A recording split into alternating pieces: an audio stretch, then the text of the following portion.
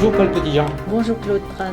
Vous êtes administratrice nationale de la MOPA et secrétaire de la section du Jura. Vous avez été missionnée pour préparer avec la section suisse l'organisation du congrès de Genève et plus particulièrement l'accueil des congressistes et des accompagnants. Le congrès, c'est dans un mois. Où en sommes-nous aujourd'hui? Nous sommes dans la phase finale.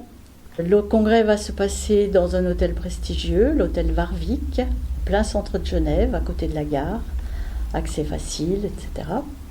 Nous avons jusqu'à présent 170 personnes qui viennent de toute l'Europe, je dirais, et puis plus spécialement aussi du Canada et des territoires ultramarins. Donc une dimension internationale à ce congrès qui est peut-être marquée davantage par le fait que nous l'organisions à Genève. Ça facilite les choses pour les Autrichiens, pour les Allemands, pour les Italiens, pour même les Grecs. Et Genève est un point central dans cette Europe. Un point d'orgue important à mentionner, c'est le dîner de gala.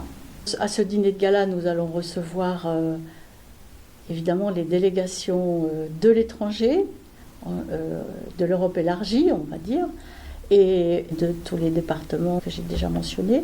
Ce dîner de gala est l'occasion pour le président de la MOPA de remettre les décorations à des récipiendaires de Suisse ou de France, également de réunir à sa table des personnalités qui sont intervenues lors de la journée de la francophonie, où nous comptons également sur la présence de l'ambassadeur de France, les responsables du canton de Genève, le président de la section suisse. Alors, un dîner de gala dans un des plus grands hôtels de la ville de Genève, c'est recherché?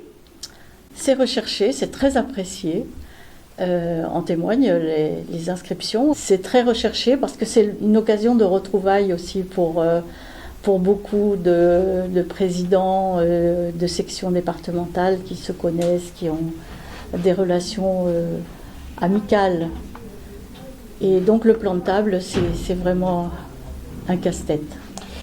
Vous avez également eu la charge de co-organiser les visites découvertes proposées aux accompagnants. Vous pouvez peut-être nous en citer quelques-unes? Oui, en collaboration avec la section suisse, toujours. Nous avons sélectionné un certain nombre de visites pour les accompagnants qui leur permettent de découvrir agréablement la ville. C'est d'abord une croisière sur le Léman qui réunit quand même beaucoup de suffrages, ou un tour en petit train à la découverte de 2000 ans d'histoire de Genève, la visite du fameux Patek Philippe Museum, qui lui réunit une des plus importantes et prestigieuses collections de montres du monde. On a aussi proposé un chocopass, c'est-à-dire c'est une balade cacaotée qui permet une rapide découverte de la ville et qui propose des haltes dans 7 chocolateries. Ça, c'est pour les gourmands, ça. C'est pour les gourmands, tout à fait. Bon, c'est une overdose de chocolat quand même. Là, il y a quand même quelques adeptes qui sont intéressés. Et puis, le dimanche matin, il y a une balade très sympa qui nous emmène sur les pas de Rousseau, avec une visite comme un aboutissement à la maison de Rousseau et une conférence sur la vie de Rousseau à Genève.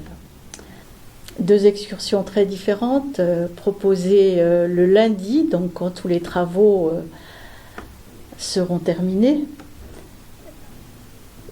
D'une part au musée Chaplin à Montreux, et d'autre part la visite de la chocolaterie Caillé et du site historique de Gruyère.